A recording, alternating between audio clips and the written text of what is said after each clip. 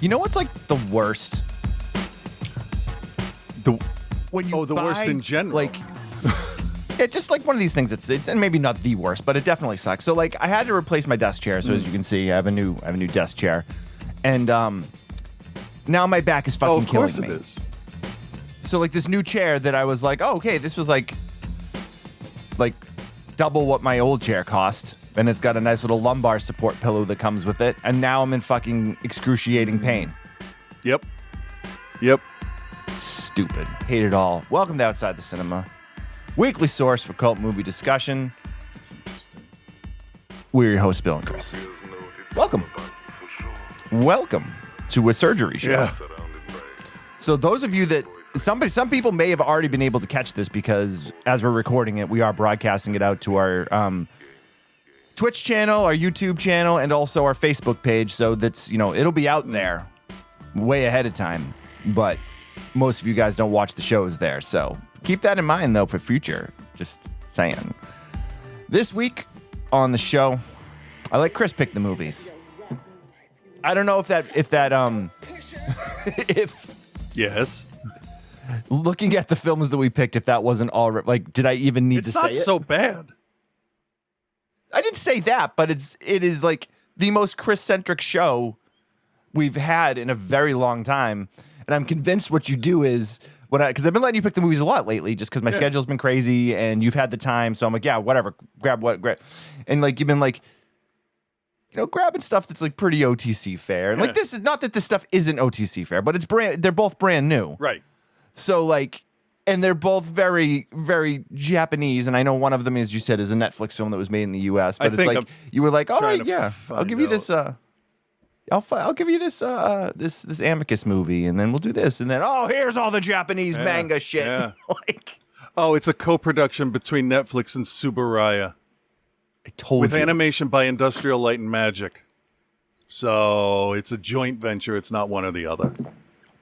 It is one or the other. Okay. Japanese then. Well, why don't you tell? Well, since you chose these films, why don't you tell everyone what they are? So we're gonna do Netflix's looks like a kids movie, sort of is, but not exactly. Ultraman Rising. Jesus Christ. Everything is Shin. Yeah, I know. And to follow that up, we figured why not finish off. No. You figured. Well, you did. You did. You say we all the time. You find the grossest people and go, and your boy over here. That's true. And the other one is going to finish out Hideaki Anno's trilogy of completely different mood pieces, let's say, with Shin Kamen Rider. Which I never ever watched. I literally knew nothing about it being one of a series. I knew nothing about there being a TV show. Oh, you didn't know it was a show? I knew nothing about it. No, I knew nothing about it. I knew it was a show. These are not my thing. Ultraman, like, I've seen a few Ultraman things in my day, but I'm not like an Ultraman guy. I don't know any of the history. I don't know anything. Completely not my thing. And Shin Kamen Rider is, I guess, maybe a little more my thing, but not at the same time. Yeah. These are not films that I would have probably watched. Definitely not Ultraman. And Shin Kamen Rider is I think we can get into that when we talk about it because it's got some kind of weird stuff going on in it. It definitely does. But yeah. So, hey, join the Patreon if you haven't. Patreon.com/outside the cinema. You get the shows early. You get you're going to get all the surgery shows probably all at once. I'm probably just going to post them all in there at the same time because I'm not sure like if I'm going to be able to post them. I might just, I can set the dates on them, so I guess they wouldn't, but you get all the stuff early there. You get stuff for free there. There's all the massive show archive that we have. You can suggest your Patreon picks to us there. There's all kinds of stuff. Man, music shows, list shows, the classic live archives from like 14 years ago are there. All kinds of stuff, man. Join, help out the show, help support independent broadcasting. We don't have any sponsors. The only thing that keeps the show alive is you guys supporting it. So if you guys aren't there to support it, I don't know if we can do it.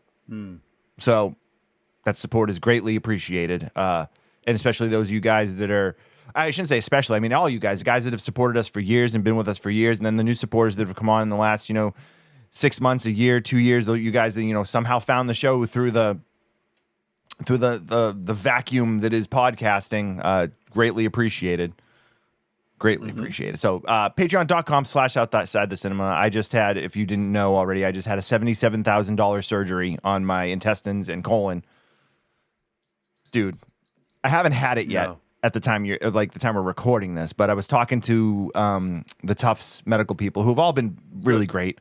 They called me the other day to be like, hey, your insurance wants you to pay an upfront premium to get me to the out-of-pocket expenses for the year, which is like super fucking sleazy.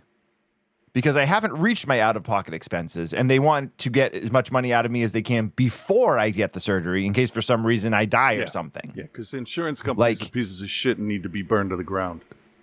Right. So I told the lady, I go, I've got a bunch, I'm on a family plan. My wife's got stuff coming up. My kids got stuff coming up. I'm like, I don't want to put, I get it. We're going to pay the out-of-pocket regardless. It really doesn't matter where it comes from. I'm like, but I don't want to pay for something before I have it. Right. So that doesn't make sense. She goes, well, you didn't hear this from me. But you can tell me that you'd like to be billed for the services. And they can bill you the service afterwards. How did you get Mr. Incredible as your insurance hospital person? She's just this sweet lady that she sounded like she was probably in her, she was older. I can't say how old she was, but she didn't sound like a sweet old lady, but she sounded like a sweet older lady. Okay. Her name was Kathy. Okay. And she's just had enough and she was awesome. Of Tufts bullshit. Well, it wasn't Tufts. I don't know. I just picked it's my one. Insurance company. She called from Tufts, the people that are doing the surgery. Okay. So, and I told her, I'm like, we switched our insurance this year. I'm not going to say who I have for insurance just in case, you never know. We switched our insurance from a provider last year to a new provider this year. We didn't have a choice in the matter. This is what we had to go with. And it's been nothing but a nightmare since. I'm like, I had a prep colonoscopy for this surgery. And because they didn't code it properly in the system, my insurance decided to charge me for 100%. Oh, yeah. I've had shit like that happen because some fucking temp can't figure out the job because they don't want to hire a person full time. Right. that was a lot. Sorry. Right. No, it's all good. It's all good. So I'm like, I've had that I'm dealing with. I'm like, so a colonoscopy that I was told I had to have, I was then told was not covered. Jesus Christ. And she's like, you can go back, but she's like, if you're close to your out of pocket now at this point, like, what does it matter? Like, I'm like, that's right. But so she's like, she's like, tell me that you want to be billed and we'll bill you what they don't cover afterwards. Okay. All right. That sounds better. Not great, but. I mean, the idea that I'm going to have a $77,000 surgery and I'm only going to have to pay like $2,500 out of pocket because I'm reaching the out of pocket maximum for the year, I mean, is pretty good. I mean, I really shouldn't be complaining, but I just don't like the idea that they were like, "Hey, we want you to pay for this surgery before you have it." We're trying to get Nova an ADHD screening, and mine was covered by our insurance, but the place that was recommended wants us to pay $3,000 to hit our minimum, whatever you're talking about thing, because I'm just angry about out of pocket expenses for the year. And it's like, no, fucking give her the test so she can like concentrate in school and be the person we know she is. Like, fuck off. So that's a huge like problem. Yeah, it's insane. And I remember a few years ago, well, it was probably like 10 years ago now at this point, when I had my second back surgery. Like I made sure to have it within the same year as the previous one. Yeah. Like I had the previous one in like, I don't know, like March or something, and I had the second one in December. Right. So that way that like I didn't pay a dime for it. Good. And you can bet your ass, like after I have this surgery, I'm booking all of the fucking appointments. Yeah. And having every fucking appointment to get anything I could possibly need to get done and not have to pay for it because it's, I've met the maximum. Right. But I'm sure they'll still find a way. Yeah, probably. Yeah. Probably. Anyway, all right. So that's a little life update. Fucking insurance companies. Dude, it's fucking crazy, man. Nothing like it's shitty crazy. Middlemen to just ruin all of human existence. And the thing is, like, the people that call you, like, it's not their fault. No, and they also don't have the knowledge to be able to fix what's wrong. They always have to refer you to somebody else, which I understand. And when when I called for because of the colonoscopy thing, and I was like, "Why is none of this covered?" She's like, "Well, according to this, it's not coded correctly." And she's like, "I don't know what." She's like, "I don't know what else to tell you." She's like, "You can try to have them recode it and resubmit it." Tell them to delete it and recode it. Like, how tough is that? That's not your fault. It's not your problem. Fuck them. They need to fix that. Wow, old me is coming back. I should take my medicine. Yeah, I love old you. Old you. I love old you when it's like we're like bitching about shit when like it's this. Funny. Yeah. Yeah, fuck them. Anyway, all right. So, Ultraman Rising and Shin Kamen Rider are 2 flicks for this week. Thank you for continuing to support the show. Thank you for continuing to support me. I've got a couple of emails from people already just being like, hey, when you have your surgery, good luck. We love you. We miss you. You know, which is very nice. If you ever want to send me any niceties, it's at OTC Bill on Instagram. Or you can just, I think pretty much everyone listening to the show is probably friends with me on Facebook. I don't use Facebook a ton, but I do check it. I haven't been on Facebook in like 2 weeks, and when I logged in today just to like 2 whole weeks. That's a long time for me, because what I did is I changed the password and then didn't put it in the computer at work, so I don't look at it when I'm at work. It's pretty good. But today, everything I scrolled through was suggestions to follow. There wasn't a thing from anybody else. So I'm like, I'm almost done with this. Really recently changed your timelines and the way that you see things, because on my Instagram now too, like everything, like I very rarely, if I just look at my regular feed on Instagram, I don't see like any of my people. No, I shouldn't say any, but like very few, like 1 out of every 5 posts is somebody that I actually follow. Unless I go into the following tab, and then I can see everything in chronological order. Right. But Facebook is the same exact thing now, whereas like you have to go into like your friends timeline or whatever. I honestly I don't use Facebook very much. I use it mostly for the production company and movies. And, by the way, July, was it 20th through the 22nd? I'll get the dates right. Shawnee Film Festival in Uxbridge. Yep. It will be screening Don't Forget to Leave on the Sunday afternoon, and also the horror short Ouchie, which I produced and Kyle directed. Both of them are in Shawnee this year. I'm hoping to be there. It's a few days after the surgery, so we'll see. Yeah. I would really like to be there, though. Skip has been such a friend and such a he's great. Yeah. Such a backer for OTC Industries and everything we've done over the years. Every once in a while, I still think back to the Flash Gordon episode we did with him. That was fun. Oh, yeah, it was a lot of fun. It was a good time. Available in the archives if you'd like to listen to it. Anyway, all right, let's do, which of these do you want to do first? Let's do Ultraman first, because I think Kamen Rider has some surprising stuff we got to talk about. Did you ever worry that your power wasn't enough? Every single day, the world needs you to become something more. It's actually kind of cool fighting monsters. It's just, I'm not very good at it. Come on, seriously? Oh my god. Not good. Retrieve the package. Yes, sir.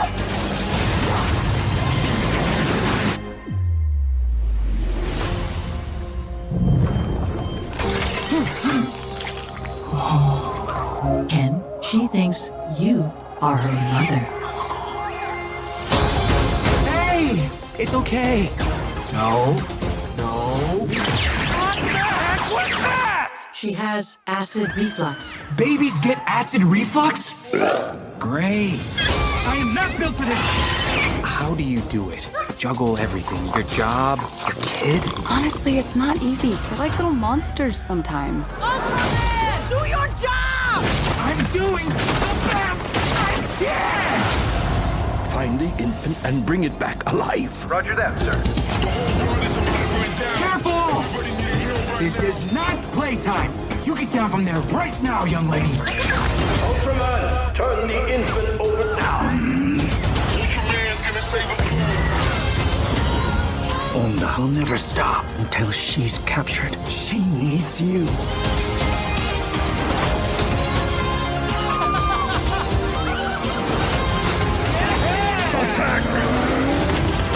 matter what happens, no matter the stakes, Ultraman will be there. We're gonna do this together.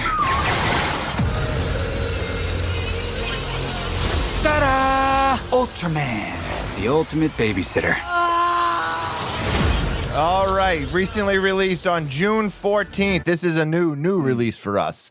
Ultraman Rising, available on Netflix, starring the voice talents of Christopher Sean, Timlin Tomita, Rob Fukuzaki, Hiro Nakamura, and Geri Watanabe.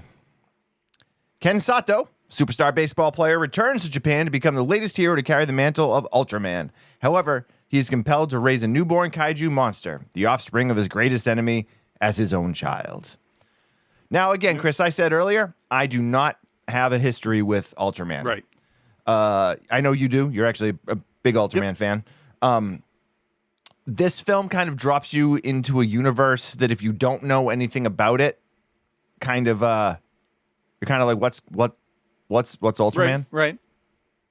So what's Ultraman? You know what? In this one, it's not entirely clear. In the original, Ultraman is a being from the planet of light, Nebula M87, I think.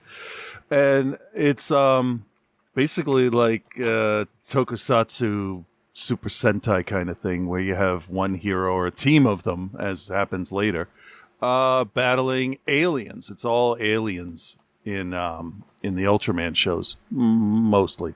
There might have been like a Bigfoot or a something here and there. And it's essentially what Ultraman is like Superman, is Spider-Man. He shows up, saves the day, but gets gigantic and fights things like Godzilla. Oh, sorry, Jiras. and he's in the three Anno ones that we did that he did. I was talking to my kids and I said that Shin Godzilla is basically the inefficiency and bullshit that bureaucracy takes you through in the face of a natural disaster. I said it's probably a pretty good reaction to the Fukushima disaster. Shin is very nihilistic, like we're just gonna have to like not die until it stops moving kind of thing. But Shin Ultraman was the exact opposite, and this kind of takes that whole feeling of it's a hopeful future because he chose what he wants to do. He wants to protect Earth from the aliens. So that one's super bright and hopeful compared to Shin. And with this one, what you get is the same thing, except it's like the other animated one, the other Ultraman one that Netflix did, where it's more of a mech suit from the manga. And it's kind of a passed down kind of thing at that point. Even though Hayata from the original series is in it and he was Ultraman. So it's weird. Like you hear the beta capsule noise when he goes to change, but you don't ever see it. And that's the one thing that pissed me off about this. The one thing, like as a fan of Doctor Who, the one thing that I would want to get would be every Doctor's sonic screwdriver, right? Because it's representative of all the characters and shows you like. I have 2 versions of the original beta capsule from the 60s show, and I would buy more, but I'm trying not to spend a shitload of money. But this guy doesn't have a beta capsule. He doesn't have a watch. He has a watch, but it doesn't change him. He doesn't have a badge. There's like none of that. He just becomes Ultraman, like out of like the blue. Yeah, which... And he's only big. Isn't Ultraman not always big? He can get small, but he starts out. He's always, because he's the giant from the planet of light. These guys are definitely human. So yeah, but Hayata was as well, and the beta capsule would allow him to grow. I think one time, I might be wrong, it's been a while since I watched the episode, he fights something called an alien called Dada, which is based off of the art movement. And I think... Not the band from the 90s that sang I'm Going to Disneyland? No, they were named after the same art movement. Were they really? All right. The more you know. I believe that episode, like the alien would shrink and run into a building and hide, and there was a big hide and seek thing. I don't remember that episode that well because it was like really seriously 1975 when I watched it. And it freaked me out, so I haven't revisited that one. But I think he can do both. The only other thing that's important about Ultraman, I think, is that he, unlike Shin, Shin was more, faithful to the original concept design, where he didn't have a color timer. And the color timer is that stick-on light on his chest that's blue. And then in the original, he was like an Ava unit where he had like 3 minutes to fight, which is honestly what inspired that in the Ava units, because he's a huge fan. And once that happens, once his power's gone, he reverts back. Here, I like what they did. He has a color timer, but it's based off of his mental stability, essentially. Like, if he's going to stress out, if he's going to have panic attacks and anxiety, the color timer's going to run out faster. And all of us here at once decided that none of us, we would turn into Ultraman and then poof, right back to a person. Yep. So we start off with the mom and the dad and the kid in their apartment, and there are so many things. So I thought, hey, it'd be really funny if, when we're going through the description of the episode of the show, sorry, I'm used to it being a TV show, if I could call out a bunch of the Easter eggs that are in this, because this script was originally written as just like a love letter to these kaiju movies, the whole gamut of them, and a lot of other Japanese stuff too. And apparently Netflix said, hey, do you want to make this Ultraman? And they said, fuck yes. And that's why it has so many different things in it, because they wanted to like touch on everything that they love. Yeah, and unfortunately for me, that hurt the movie. Okay. So we can That's get fair. into that when we get into it.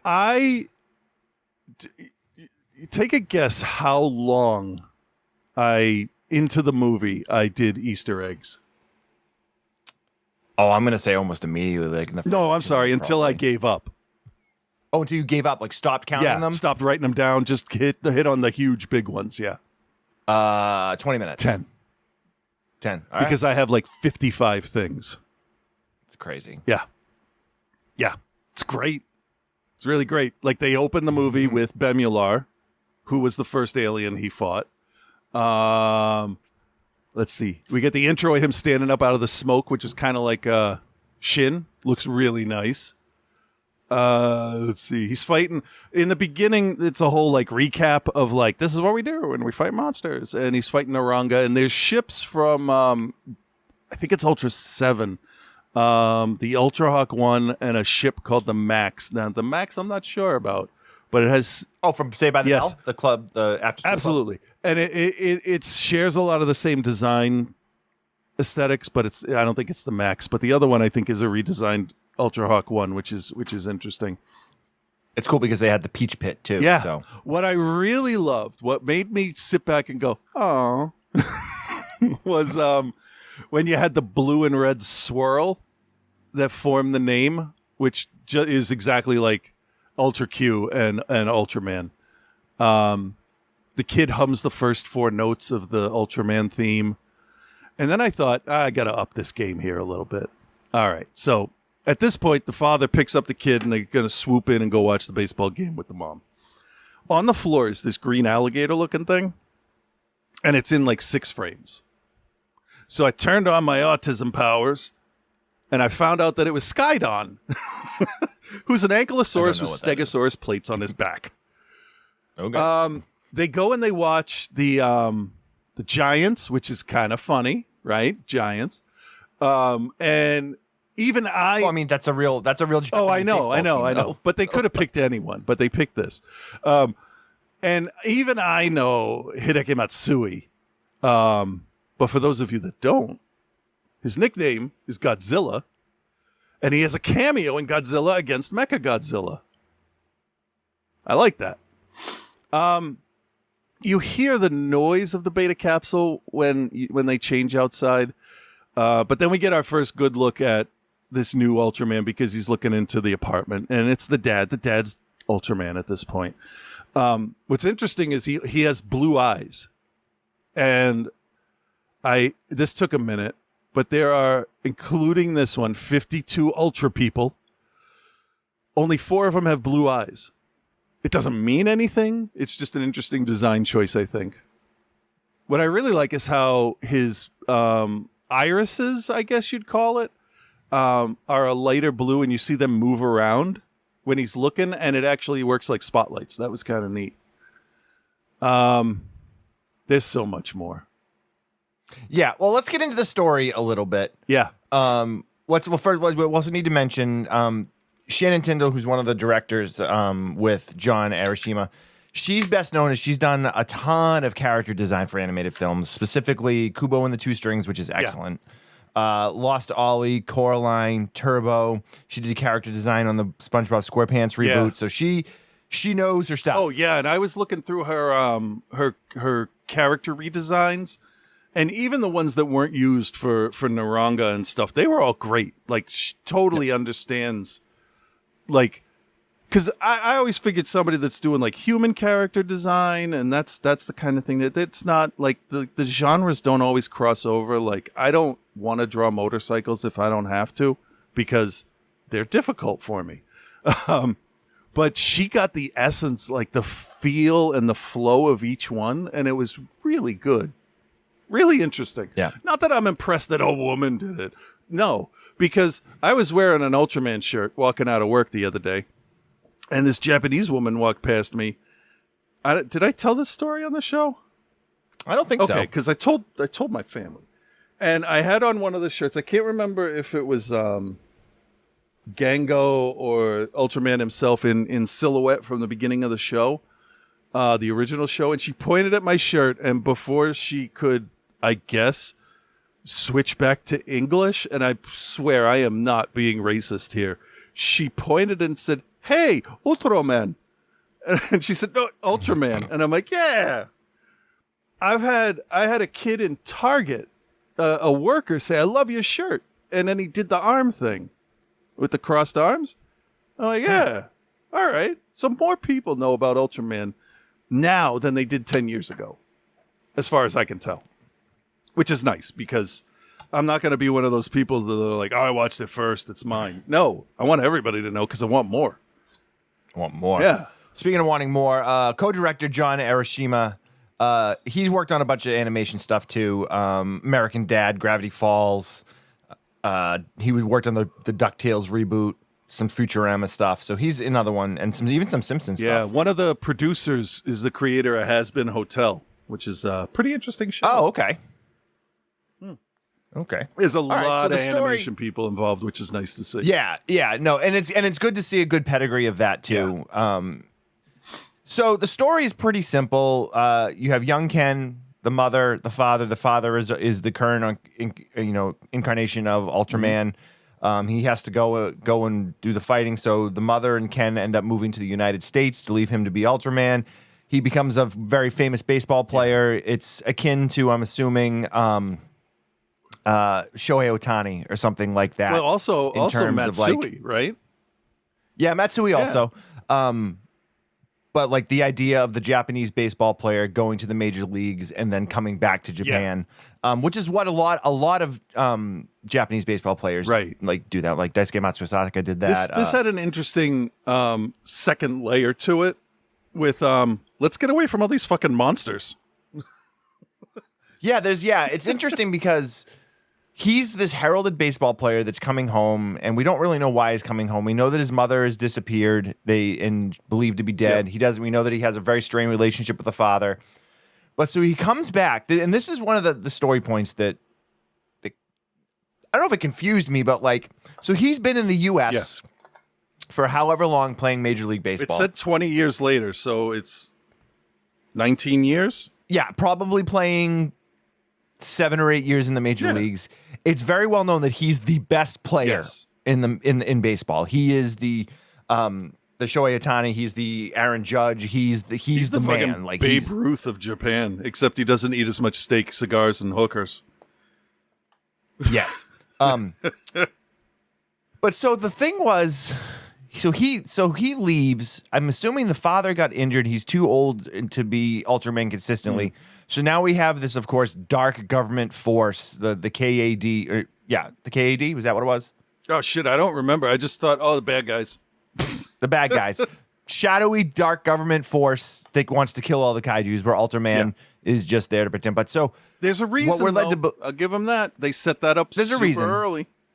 But we know that there hasn't been an Ultraman defending Japan, which is why this KED force has been kind of brought in to try to beat and stop the kaiju. But then he shows back up and is just automatically Ultraman. Yeah. Like, and there's no like, did he give it up and leave to go play baseball, or was he Ultraman in the United States protecting people in the United States to do things? Because when we first meet Ken, adult Ken, he's a fucking asshole. yeah. Like he's got an ego problem. He thinks he's the best. He doesn't want to waste his time being Ultraman. Like, so there's all these things. Yeah. But the thing that got me was the fact that they didn't give us a background of him having to become Ultraman, because the idea is that it's 20 years. So he would have, we're set to believe that he left Japan probably when he was a teenager. I figured it wasn't long It's a after plot that hole show. that drove me nuts the whole time. Well, see, that I understand that, but I also think, because I caught this the second time I watched it to do the Easter eggs. At one point, the dad holds up his Ultraman Sofubi, which is the first thing you see in their apartment. He holds up a baseball in the Ultraman one, and he basically asks him, "What would you rather do?" And he picks baseball. So I don't think with this Ultraman, I think it's like the other one in the manga where it's passed down like a title or a responsibility. Like, you're going to be king. I don't want to be king. Tough shit. Make it your own. That kind of thing. So because he's in ridiculous shape for a human, even in this stylized cartoon world, there's no way he could be that good at baseball and that fucking ripped. You got to pick one. Yeah, because baseball players are notoriously not the most ripped guys. Not usually, and football players more too. so now than it used to be. Yeah, they're strong, but they're not. They don't worry about their fat percentage. Right. So he comes back, he becomes Ultraman, but he kind of fucks it up because he's only kind of like half-assing it. Yeah. You got a whole ass. Hurts his shoulder. Yeah, hurts his shoulder in one of the fights. And then goes to play baseball, and his rotator cuff is messed up from the fights, and he's bad at baseball, and the coach is yelling at him or whatever. So then there's a kaiju attack near the stadium, so he has to become Ultraman again. We find out that all the shadowy shit with the Kaiju Defense Force, KDA is what I think it was. They've got this package they're trying to move, and then the big monster, which was the monster again, Gigantron. Gigantron a new one is coming in. So for this show, so he jumps in to try to stop everything, but his whole thing is he's not trying to kill the kaiju; he's just trying to get them to leave. Whereas the Defense Alliance is trying to kill them, and the guy that's the head of the Defense Force, we learned that his family was killed by a kaiju, and so there's all the very stereotypical plot points that you would get. There's so much stuff in this story that's lifted from other things. If you watch Godzilla, there's a massive Pacific Rim part of this too. Well, that's the whole. It wasn't written to be Ultraman originally, right? So right. I'm kind of like this is kind of like Shin. If you want to watch the original show, Shin was a good introduction to what the show is all about, and this is sort of the same, but I don't know. It's a good introduction. I felt like this is Ultraman, and not being an Ultraman fan, tell me if I'm wrong. This is Ultraman for people that aren't fans of Ultraman. It gives you, the fan, what you want, but they kept it light enough that you didn't have to be right. Like the Easter eggs and the nods and the references and all that. That stuff made me happy. But the story is a little more serious and at times a little more dark than I expected based on character design. But yeah, because when I got the Funko Pop of Ultraman and Alien Baltan, my kids made fun of it and called him Fish Face for a full year. Good. And then Smart kids. And then they watched Shin and they're like, oh, that's pretty good. And then they watched this one and like they're over the moon. They love him. So whatever they're shooting for, it fucking worked in this house. Right. So then in that battle, we find that they don't care about Ultraman. They'll kill Ultraman. Oh, yeah. To take out the kaiju and get the package back. And we find that the package is actually an egg because they kill Gigantron. Yep. And it's an egg that opens up to a baby kaiju. And this is something that's apparently never been seen before. So Ultraman swoops in, saves the baby, takes the baby back. And that's really where the crux of the story is. And then we get like, I don't know, an hour of him taking care of the baby. Yeah, it's when his character changes. That's really he what goes it from is. being an overwhelmed asshole to loving it and like Being a hero. Again, it's 3 men and a baby. It's like, pretty much. I mean, it is Mandalorian. It's all of that stuff. Lone Wolf and Cub. I mean, obviously. Yep. So it's a tried and true trope. I'm not going to say that it's not, it's completely good and original. No, obviously. No, nothing about the story in this movie is original. No, and maybe really. that's It's what I all been liked. taken from somewhere. Maybe that's what I like. Which that's not a bad thing. Not always a bad thing. Yeah, it was so comfortable to watch. It was just nice. I don't know.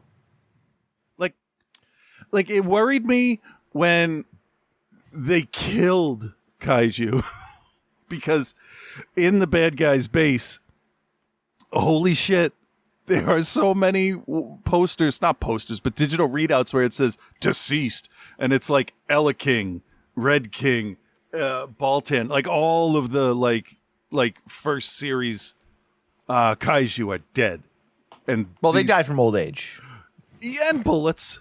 Some bullets. They're allergic to bullets. It's true. So my biggest concern going into this after watching the trailer was, look at that fucking baby. Yeah. And then I thought about what we actually see coming out of Japan, and I'm like, yeah, okay, that makes sense. I'm okay with that. Whatever. I'm just going to enjoy the movie. I'm not going to get pissed off about it. There's a scene. Yeah, I mean, I didn't get pissed off. No. I'm not at that level. No, but people have a tendency to. Anyway, so there is one scene that almost killed my children. It's when he's changed into his Ultra, and Emmy. They named the baby kaiju Emmy after his mom, who my voice is cracking. I really like the show. Yeah, I'm gonna become Pimply Face Teen soon from The Simpsons.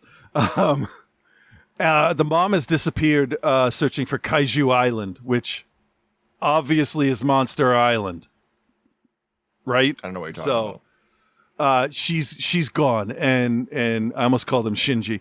He's pissed. Our main dude is pissed because like he doesn't think the father. Gonna go fight big guys. Yeah, he doesn't think that, but he blames his father. He's like, you didn't even look for her, and like that's all he fucking did was look for his wife. But at one point, Ultraman pulls a Jack Torrance, and it's a Jack Torrance from the book, not the movie, because he grabs Emmy by the arm and breaks it. And that's fucking dark.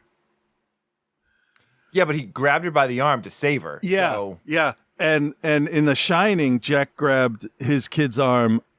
I think it was the same thing, or it was to correct him or something. But like the way you can grab a child's arm and the way it angles, it's like super easy to fucking break their arms, apparently. And that is the point I think that changes the whole movie, because then he's like, he has a Siri type computer that gets mad when he says the word Siri. They call the dad. He comes in. He's super stoked about a baby, and he gets to learn about it. They fix the arm, and then the movie continues with, okay, this is how you be a father, and this is how you nurture and all your feelings. And basically he's getting in touch with himself and all of his feelings, but he's also learning that there are way more important things out there to worry about than yourself, which is what Ultraman's all about. And yeah, and it's all the, like, you get all of the points of, like, then he becomes the better baseball player, and the team gathers around him, and, like, even though he can't play, like, he's still helping the team. Like, it's all very sugary sweet, and regardless of what you say, this is still a kid's movie. Yeah, this is not. I know. This is not meant for me. Or, I mean, somewhat meant for you because you're a fan. Yeah, it's but meant like, for as me. me not being a fan, this is not meant for me. No, if we weren't doing the show, I don't think I ever would have brought it up. Right. So, but I mean, we get a shortened hero's journey, and it's through the Japanese tokusatsu lens, because you don't want to have a whole lot of that poor me kind of stuff. You really want a fast turnaround in your character so he can get to the bad guys and take care of everything. Mm-hmm. I don't know. I just sat back and just didn't worry about it, you know? For once, I wasn't like super critiquing everything. I was like, oh, that voice sounds familiar. And I look it up, and the reporter is Francois Chow, who was Professor Shinoda in Godzilla 2000. You know? When the reporter stands up to ask him the questions during the press conference at the beginning where he's still being a fucking asshole, she has on these giant round glasses, a sort of blackish outfit, and tiger stripes underneath to show that she supports the tigers. But also, if you look at Megalon, he looks exactly the same colors. He even has pseudo tiger stripes on his back. So they hid a lot of stuff in this. Because here's what I did. I took my Google Translate app that I have on the phone. I paused it, and I had it translate all the Japanese signs one by one for me. A lot of them say shop, or phones, or cafe. But there's one. There's one that says, "Thank you, Subaraya."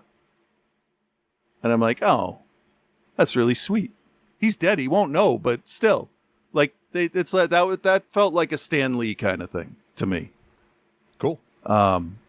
So I was in a good mood when I sat down to watch it. I knew based on the art style it was going to be different than what I'm expecting. But yeah, if you've watched like 6 Godzilla movies, you'll be able to find 100 references in this. Okay. Well, why don't we grade it so we don't give away any more of the ending? Okay. All right, Chris, do you recommend, or how highly do you recommend, and what is your grade for Ultraman Rising? Yeah, this is fun. It's more childish than Shin, to be fair and to be honest. But yeah, if you like the tokusatsu genre, this may be fun for you. It sets it up for a sequel, which they don't have to make, which is really nice. I like the sequels with no pressure. And this one kind of does it, and I'm okay with that. So, obviously, I'm going to give this an A, because I watched it twice willingly, and it surpassed my expectations for what I thought it was going to be based off of the trailer. Now, I got to say 3 things here real quick. There are 3 things in here that I really enjoyed. One is when Gigantron is coming in after you thought it was dead, because it's not dead. Surprise. The trailer will show you that. She's coming out, walking in the sunset toward the camera with the sun behind her, right? And that's like Unit 3 when it turned into the 13th Angel, and Unit 1 did that. But didn't Gigantron resemble Destroya with the wings and the way it was hunched over and stuff? I thought that was nice. Yeah, I guess. Our main character says, "Come to Japan, save the world. It'll be great." Just like Die Hard. At one point, you hear Mothra's call in a very obvious scene that you shouldn't miss if you're watching. I'm not going to tell you why. But what endeared this to me is this one thing that kind of carries through the whole movie. When Ellie, when Ellie is it Ellie or Emmy? Emmy. Yeah, I typed it wrong. I got a mechanical keyboard, and I have to change the way I type. I have to arch my fingers a little more because I'm still hitting extra buttons.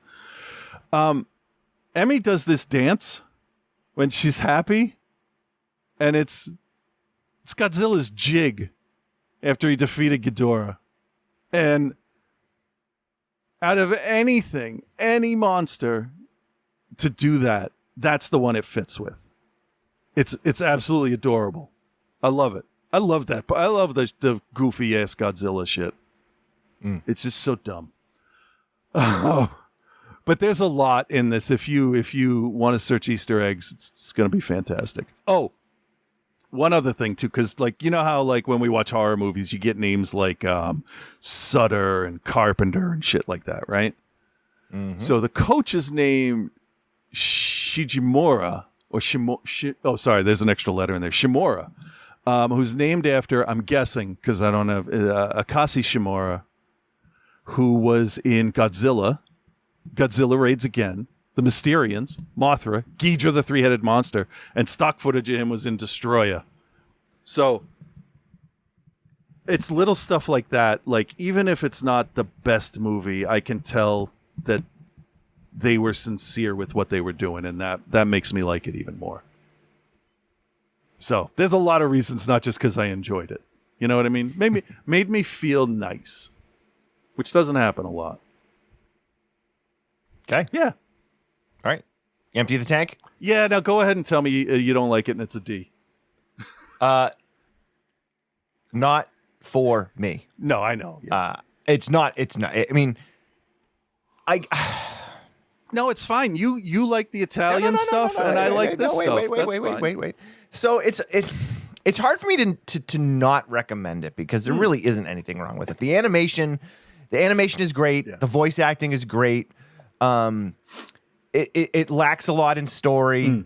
Too much stuff is stolen from other things. Whereas I'm quite unlike the level of nerdery you can dive into in this. Like I don't think I can do anything with that. And part of me also wonders, and not so much for you, but like for like when people watch stuff like this that has so many homages, how many of them are people actually just creating in their head? Like it's like, oh well, they did this, and it's supposed to be like, oh yeah, no, I know some of the stuff I came up with is weird and probably not true.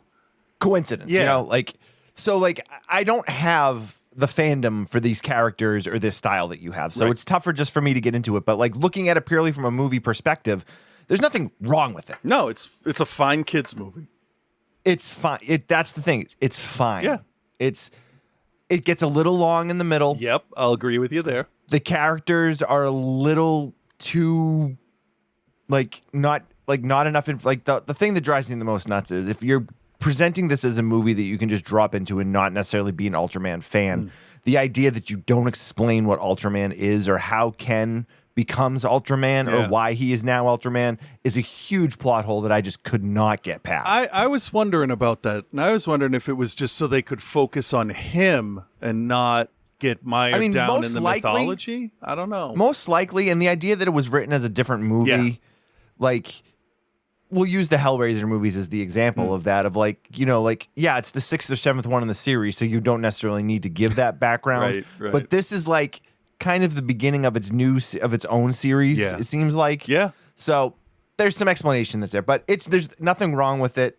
I'll give it a B- because I enjoyed it. Okay, good. But I'm not like, I'll never watch it again. It didn't make me want to watch more Ultraman stuff. It didn't, like, if anything, it made me want to go back and watch Pacific Rim. Yeah, no, it's one of those things. Ultraman and Kamen Rider and all that stuff is like, if it doesn't hit you at the right time, it's not going to. It's like you can't watch Goonies when you're 45 years old and expect to get the same thing out of it. Right. So I get it. Makes sense. I mean, all right. Like there's a lot of stuff I never watched when I was little that I don't understand why people love. So that's fair. Yeah. All right. Next up, 2023, so still also a pretty new release. Kamen Rider, Shin Kamen Rider. Yep. Shin Kamen Rider. Here's a trailer.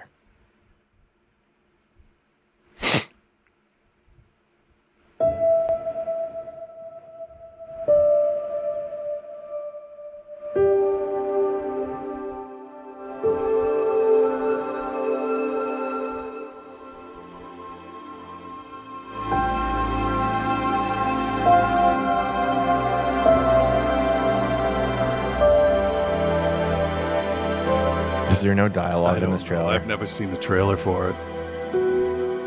What's going on? It's just a bunch of clips. Oh, okay. Now they're fighting. Makes sense.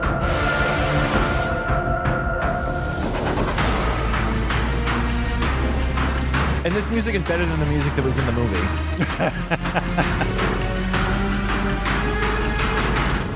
Yeah, there's no fucking waste of time. Sorry, guys. Okay. Wasted your time there. I read something really confusing about the music in this. So here it is. It said that the Hideaki Anno was going to use the same music guy that he used on Neon Genesis and Shin Ultraman, but he couldn't because of the composer's commitment to Ultraman. That's weird, right? Did maybe Hideaki filmed it and then handed it over to the editors and sound people and everything and went straight into Kamen Rider after? So there wasn't time? I don't know. I'd never heard of... I couldn't do the music for George Lucas's movie because I was doing the music for George Lucas's movie, you know? Well, the music in this movie is terrible. It sounds like 70s TV, lame Japanese 70s TV show. There were a couple things that I liked, but nothing I remember right now. All right, so director Hideaki Anno, probably best known more as a writer than he is as a director, because this was, I think, one of his first few things he directed. But he was one of the main writers on Shin Godzilla. Yep. The original story and the screenplay for Evangelion 1.0, the end of an era. Like he was very much a big part of the Neon Genesis. Oh, he created franchise. it. Yeah. Yeah. Him and what was the other guy that he did it with? I'm trying to get it so I don't mispronounce it. So definitely has that strong background. This is story of Hongo Takeshi awakens to discover he has been transformed into a grasshopper hybrid cyborg, becoming the masked rider. He must fight the mysterious evil organization Shocker to protect all of mankind. Yep. Now, knowing the pedigree of the director, he also wrote the screenplay, and he worked on the screenplay with hold on, let me make sure I get the name right here. Oop, that's the wrong button. Shotaro Ishimori. Okay. Who was the original creator of this. So he didn't work on this particularly. Okay. But he was the guy that created it. Yeah. I was just watching a history of it and how it went from just a motorcycle rider with a mask through skull masked rider, and then what they said was the studio just kept saying, no, we don't like these designs. Kids aren't going to like skulls. And he just sat down and just didn't think about it and drew 50 different designs real fast with the helmet. Brought his kid in and had his kid pick his favorite one, and it was the grasshopper one. And the guy said, the producers said, no, kids think bugs are weak. They stomp them when they see them. And the guy said, yeah, but what if it was human-sized? And he went, oh, okay, because apparently they'd never heard of Spider-Man before. Right. So I think the film opens strong. We kind of get dumped right into action sequences. I felt confused a little bit. Yeah, and then they give you kind of the backstory through the doctor and kind of what's going on. Yeah. Basically, this is I feel about this the same way you felt about Shin Ultraman. Okay. This is. And I don't have a problem with it because I liked how it worked in Ultraman. This is basically the first season in a movie. So they took their favorite parts, the best characters, the best Augs, and made a story around it. And this one, I think, the idea for the story is structured better than it was in Shin Ultraman, because there's a progression through boss levels to get to the head guy. Yeah. I mean, it's very paint by numbers. Oh yeah. And it really felt a lot like that that Cyber Ninja movie that we watched a little while back with the flying houses. Oh. it had that feel to it, because this is a low fucking budget movie. Which is kind of fitting, because the original series, they were promised as much money as they needed. And then they got half of what Tsuburaya was getting per episode. So it's cheap. It shows. It's cheap, yeah. And there was a point where I'm like, oh, the CG in this is terrible. But then it continued to stay terrible. And I'm like, that makes sense, because the original show was fucking cheesy. So I just rolled with it. Now, yeah. Can I talk about something that I had to bring each of my children in to witness individually? So, and this is the beginning of the movie. So we have a guy with a regular black motorcycle helmet on a motorcycle with a woman behind him being chased by trucks with a spider web in between them, which doesn't play off at all. They don't revisit that, sort of. Anyway, it doesn't make sense. So these trucks are chasing him around a mountain pass, and she leans in and says, "Catch the wind, use the whatever, blah, blah, blah." And he rides off the side of the mountain, and everything crashes. He lands. She fell 400 feet and rolled to safety, apparently. And then we're faced with his first challenge, Spider Aug, which is augment. So it's a cyborg. I liked the helmet. It was crazy. Like when was it the Cutie Honey movie that we did? I thought he looked like the Predator. Oh, well, yeah. I mean, obviously, yeah. But I like the design. I like the eyes. Anyway, so he's transformed and he's facing off against these bad guys. And the fight starts. And I thought it switched to a different movie for a minute. Because when he punches these guys, it's like they're water balloons filled with blood. Yeah, we're going to talk about this. There is so much blood in this. Only at the beginning, though. No, it was spaced around, but this was the most graphic. Like when we get to Bat Og, which is my favorite fight out of the whole thing. It's no surprise the bad guys are defeated, but like there's some blood, but this is definitely the most. This isn't holding back. I was so confused because Yeah. the rating comes up at the beginning of it and it's rated like 12. Is it? I didn't even look. Yeah. Oh my The god. version, it says not rated on IMDb, but the version that we watched, like with like the logos that came up and it said 12 was the mark for the age. Oh. And then all of a sudden there was all this friggin' Right. So bloodshed everywhere. do you think this would have been a PG-13 here? With the bloodshed? That's a lot of blood. But then I remember that there was a girl with her jaw ripped off walking around the hallway in The Grudge, and that was PG-13. And that was gruesome. Maybe, I don't know. Because But it's it was just cartoon bizarre. violence, and then you don't. It was such a tonal shift. Like, if any movie's gonna have grievous bodily harm to this extent, I would have expected Shin Godzilla to have it, because that's the nihilistic movie. Right. I mean, it's definitely like influenced by the ultra violent Yeah. Japanese stuff that we've seen. Yeah. Like the pressurized Asian is what we always talk about. And like, Yeah. there's definitely some of that. And there's maybe not so much the like people cut in half with blood splurting out everywhere, but every time the guy punches somebody, like Yeah. there's an explosion of blood. Yeah, it's like he's attacking soggy mashed potatoes. It's just It was bizarre. It was so everywhere. weird. It was so weird. I did not expect that at all. At all. And it didn't need it. That was the thing, is it didn't need it. Right. But they did make it a story beat, which kind of plays through, and it probably, and now this is where I'm going to feel like you with Ultraman, it probably plays more to the people that know the history, where he can't control the power, he can't control the suit. It's essentially, Kamen Rider is sort of like, what if Spider-Man was in a fist fight and didn't hold back?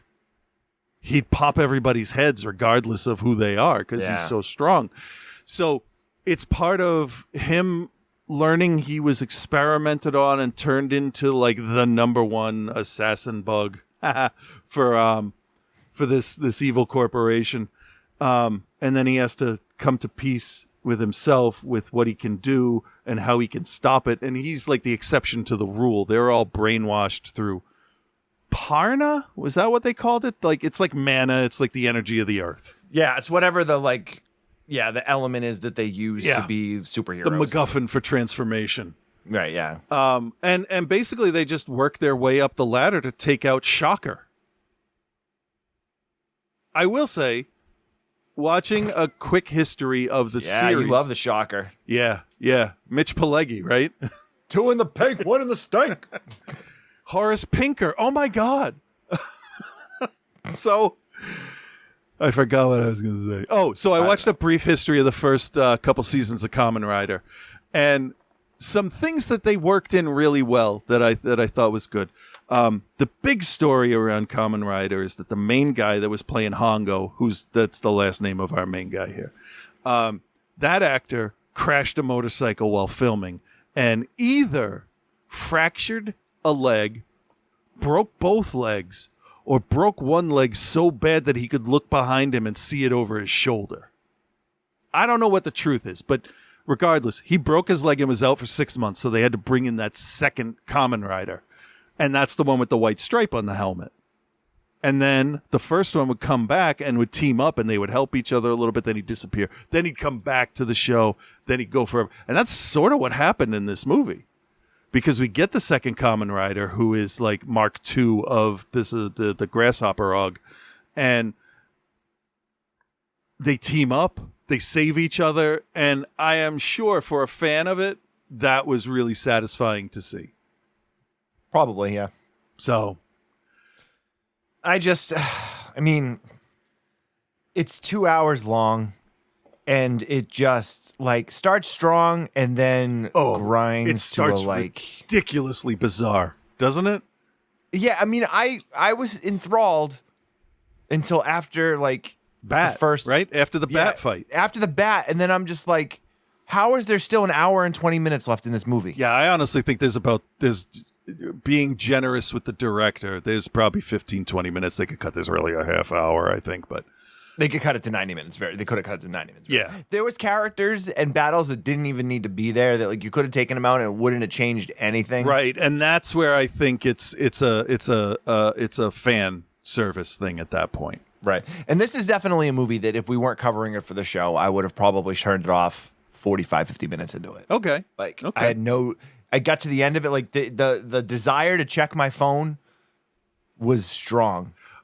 After about 25 minutes. Yeah, until they defeated the Bat Og, I was all fucking in. I was so excited for this. I'm like, because I brought Rip in and I'm like, okay, watch this. I showed her the beginning with the motorcycle. I'm like, okay, so then he meets the bad guys. I said, here's the fight. And she went, holy shit. And I'm like, hold on. Let me show you the first, actually he fights Spider Og twice. Let me show you the third fight. And it's this Bat guy. Now, we don't have to talk about the rest of the movie at all if you don't want to, but I need to talk about the Bat fight a little bit. That's fine with me. So, everybody in this is set up like a fucking double dragon villain with their own lair, their own special set of powers, that kind of stuff. So, we have Hongo teamed up with somebody from Shocker that's left who, the lineage becomes important later. It doesn't matter now. So she goes in and she's gonna go get Bat and get the information that they need because they're trying to track up to the big boss. So as she's going into this, I'm gonna say abandoned stadium or stage arena kind of thing, she's taking out robots, which you don't really see, but they're really preppy suits and square cube heads. I like the design. But you don't see him ever again after this.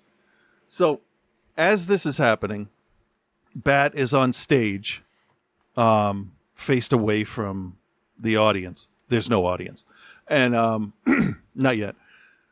He's getting ready. And what really endeared me to this is dude has big bat ears, and I'll get to the rest in a second because, he reaches for his hat, right? And it's this brimmed hat where it all curls up on the sides. I don't know what it's called, but it has 2 cutouts on each side for his big old ears to stick up. And I'm like, they didn't have to do that at all. They didn't have to give this guy a hat, nothing. But the cutouts for his giant ears was just like such a brilliant little thing. I'm like, okay, I like that. That's good. So That makes me even madder, though. does it? Because they took the time to give him this cute little hat. Yeah. But couldn't spend another 5 minutes on the story.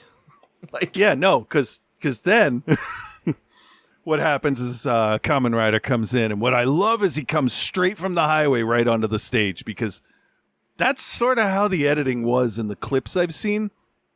There's a point where he's fighting the Spider-Og guys, and they appear around Spider-Og, and then they cut to the next scene, and you could tell they all jumped up in the air when the director said action, and they all land. Everybody lands in a circle around him with all the sticks pointing in, and then he fights them all. It's such TV choreography. It was just kind of cute. So anyway, this bat fight, Jesus Christ.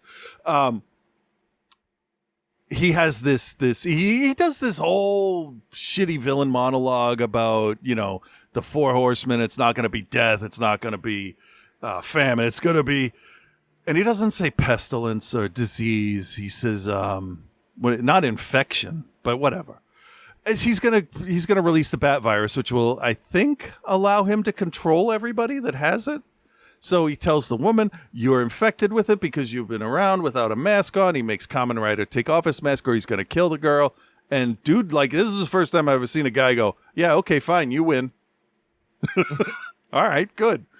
And then Bat's like, "Now I'll control you," and he can't. And then, surprise, she's not controlled either. She whips out a shotgun and shoots him. But he was hanging upside down before this with huge bat wings, and his vagina face. Just kind of looking at. He's supposed to be one of those snub-nosed bats with the big leaf-like nose. But they sculpted it to his face, probably to make the application easier to use. So it looks like labial folds just on his face, doesn't it? It really does. He definitely looked like he had vagina face. They needed that cartilage with the skin over it coming off of his face to really give it that nose feel. Anyway, he starts flying around with these crazy ass CG wings, which I will say are flapping really close to how fast I would expect them to. And he's talking and he's talking. He gets confused, and then they do that thing where you see game show, reality show contestants put the helmet on so their head stays in place in the middle of the frame, and everything around them is crazy. And they do that like 5 or 6 times with this dude's face, and every time they get closer and closer, and he's disgusting. But he gets more and more confused, and he has the closest thing to a cartoon being's face that I've ever seen on a human being. And she shoots him in the wing. And the best thing about that is that wing starts flapping twice as fast after that. He flies away. Kamen Rider gets on his bike.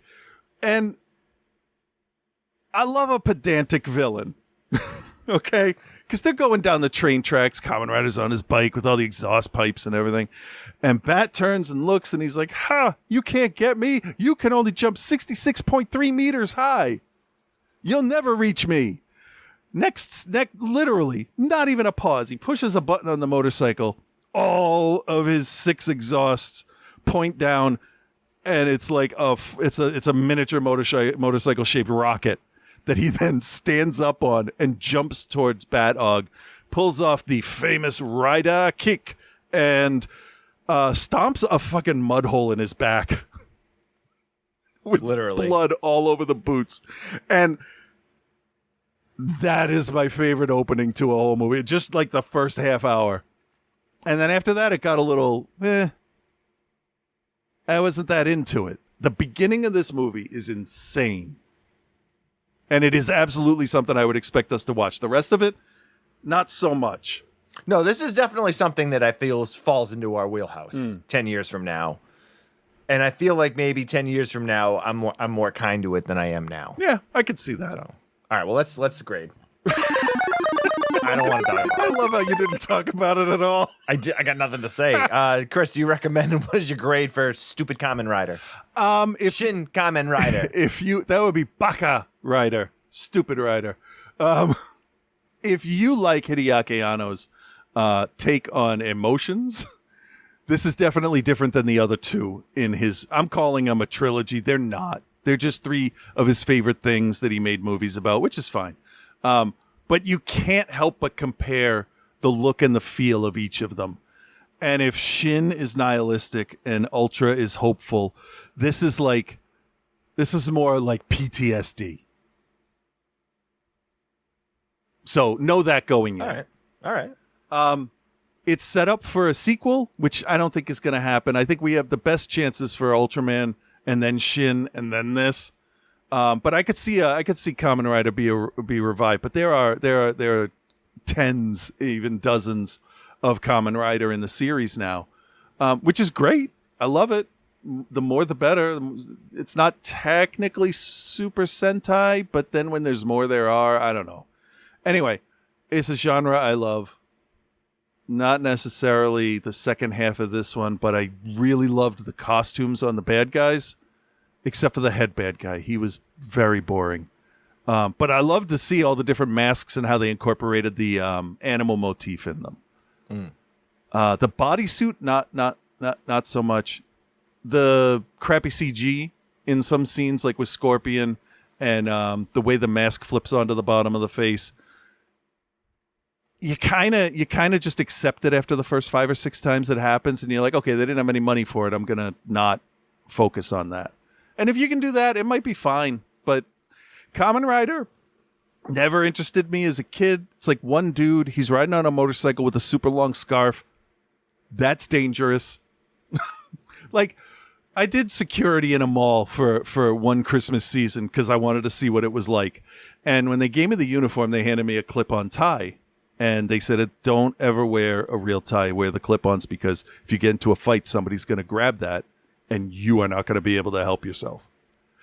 And I see Kamen Rider's scarf and I think, he's wearing an 8-foot scarf into a fight. That's not a good idea. Also on the back of a motorcycle. Yeah. Where it could very easily get caught because it's long enough to get caught in the back wheel. Yeah. I mean, I understand the symbolism, and for the look of it in a manga, it looks great. You can use it like Batman or Spawn's cape to make it dramatic. I get it. No, it's going to wrap around the wheel and rip your grasshopper head off. Anyway, so where am I? Oh, I'm going to give this a B-, because it should be like a B+. But the second half of the movie is a C-. But the beginning of this is just... They took all of their balls and put them on the wall. And then said, oh, wait, I need those back. And then they made the rest of the movie. Strong opening, normal rest of it. So a recommend and a B-. It's funny because you just made the joke that you didn't even say anything about it. I didn't need to. You just waxed 20 minutes about it. I know. I don't for a really film ever that you didn't do really that. particularly like. Yeah. I didn't like it. Yeah. I agree with you that I think the first 20, 25 minutes of it were strong, which makes the second half of it even more frustrating because all you needed to do was do a better job of editing it. Yeah. And you totally could have made a tight 90-minute movie and it would have been I'm not saying that it would have been great, but it would have been far more enjoyable because I checked out pretty early on. So yeah, it's like Rob Zombie's Munsters movie. The editing was so sloppy, none of the jokes landed because nothing was tight. If you edit it out like the 10 seconds here or there, I think the jokes would work better. And I can understand what you're saying with this.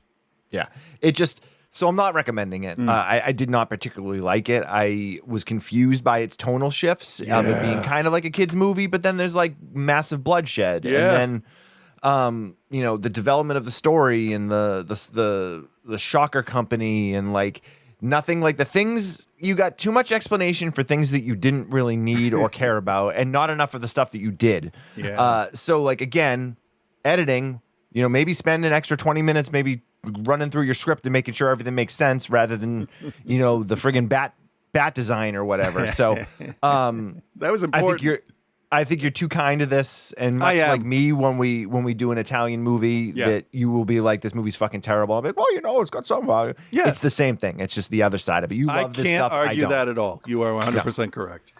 So I'm gonna give it a C-, borderline D+. I was bored as shit. Again, another one. Like I said it earlier, if this wasn't picked for the show, I wouldn't have finished it. Yeah. I would have tapped out after the fucking wasp girl that didn't have a stinger. Yeah, that was not good.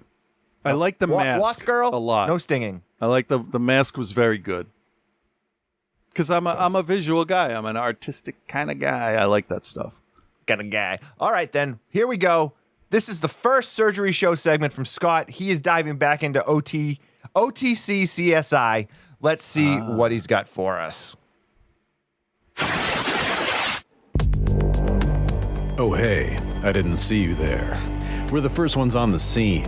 I'm Special Investigator Reverend Scott, and welcome to the classic holy shit edition of OTCSI. It's time for OTCSI. OTCSI. That's what happens when worlds collide.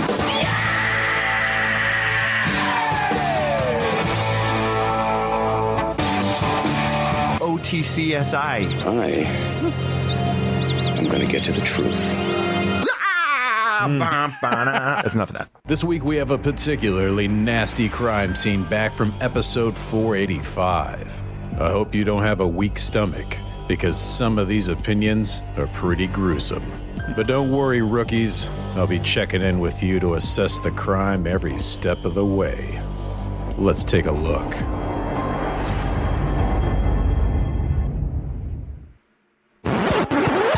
Welcome back to Outside the Cinema. Yeah, we just jumped right in. Jump right in, not fucking around at all. Nope. Earning that explicit lyrics sticker on the record, too, right there off the bat, because I said, fuck. You did. I did. How dare you? Hey, it's my show. Yeah, I can say what I want. I don't really care. That's fine. Do whatever you want. You mad? You mad because I swore? Yes, I am.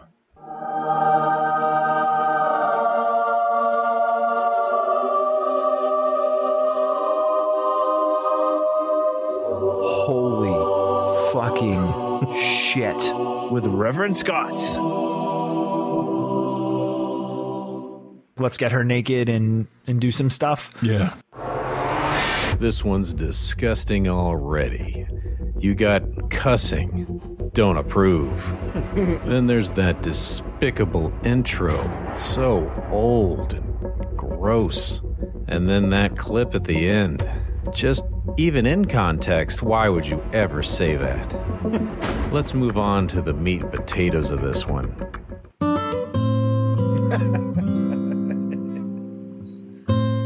Hey there, Bill and Chris. This is Reverend Scott. Now, even though it's been a couple weeks back, I've still been thinking some about the best sequels we've had come to the theaters. While you guys mentioned a majority of the very best ones on the show, there were some very fun and entertaining sequels that didn't make that list. I'd like to shed some light on my top 10 other favorite movie sequels.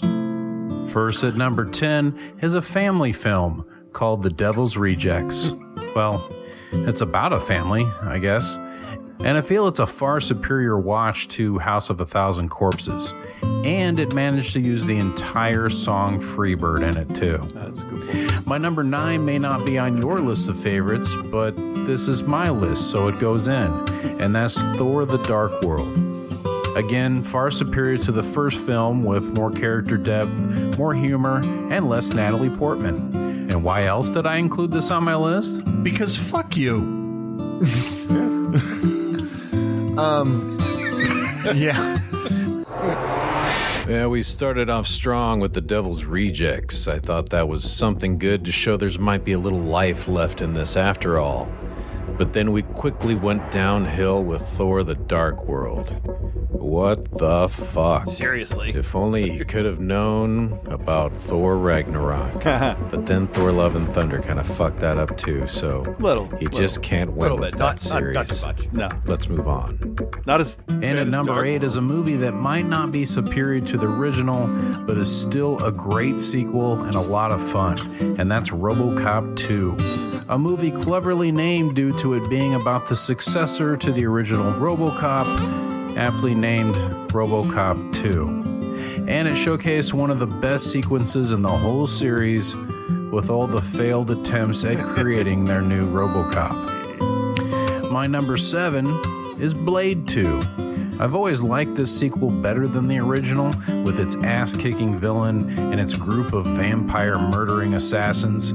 Plus, it has one of my favorite lines of the series when Blade asks Whistler how he feels, and he says, Hammered like shit. hammered shit. Love that. Classic. Okay, we had a little stumble there before, but I think we might be back on track. Everyone should love RoboCop 2. I'm not biased or anything. And then Blade 2. I think that's still a quality sequel. Maybe some of the CGI doesn't look so hot nowadays. Who gives a shit? It's still got Ron Perlman. So fuck you. Let's move on, rookies. My number 6 is Christmas Vacation. And what else do I have to say about this? Merry Christmas! Dinner was full! My number 5 is a movie that just came out this year, and I would say is at least on par with the original, and that's John Wick Chapter 2. With 104 headshots, Oh, coming right at me. and 128 total kills, this is one of the most brutal action movies of all time. Plus, I once heard that John Wick killed 3 guys in a bar with a pencil. A fucking pencil. So is National Lampoon's Christmas Vacation on par or better than the regular vacation? I don't fucking know, but it just might be. There's still some life in this son of a bitch. And then we have John Wick Chapter 2. And I just recently watched John Wick Part 1 and 2 back to back in 2 nights. And while it's a worthy sequel, it still doesn't quite do it for me like Part 1 does. But I'll just give it a slide. Let's move on. My number 4 is my favorite of the theatrical trilogy, Lord of the Rings, The Two Towers. I think Return of the King might edge it out in the extended editions for me, but Two Towers is just amazing. I'm surprised it wasn't included on that original list.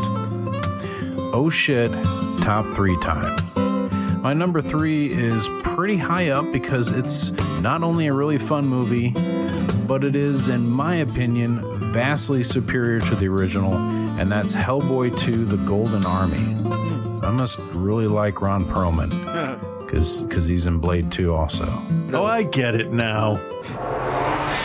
After all these years, my opinion has not wavered that much. Two Towers is still fucking amazing. Return of the King Extended Edition? Oh, buddy, there's a lot of good shit. So I think that one I can let lie. And as far as Hellboy 2 is concerned, have you watched Part 1 recently? It's got some cool shit, but damn, it's so dark and it's hard to see half of it. And I think the story in 2 is cooler, the costumes are cooler, the frickin' beasts and monsters and shit are cooler, and it's just a much better movie overall. And I didn't even remember I did a Ron Perlman reference in this. Badass. So, that opinion still is not guilty. And at number 2, you could argue is a remake, but it's still technically a sequel, and a superior one at that. I think it's still my favorite of the whole series, and that's Evil Dead 2. Also, if you haven't watched Ash vs. the Evil Dead yet, do yourself a fucking favor and go do that. So what's my number 1 sequel not included in that previous list? Well, this is a list of my favorites, so that was a no-brainer. My number 1 is Final Destination 2. I will continue to champion this movie until every last person on Earth has seen it. It took the best thing to hit the front of a bus in Part 1 and expand on that scene over and over again. Plus, it found a way to continue from part 1 without simply just rehashing the original. Final Destination 2 is just so... Hey, idiot. Cut the shit. Fair enough. Now, I might be the one being a little controversial this time, but Evil Dead 2 is such a fucking easy mark. That one I can't even give him credit for. No shit, it's a good sequel. Are you fucking kidding me? Ash vs. the Evil Dead, I still stand by that fucking show. Still amazing to this day. Go fucking watch it. It's probably on Netflix for free. Just kidding, you gotta pay for Netflix. And then we got Final Destination 2. Even all those years ago, I was still pushing this film, and I will until the day we find our next dead body on the ground. So I'm gonna let this one play out and finish on up, because I think we're done here. We've assessed it all, and we can fucking go home. Peace and love, guys. I guess that's enough for now. So until next time, peace and love, guys.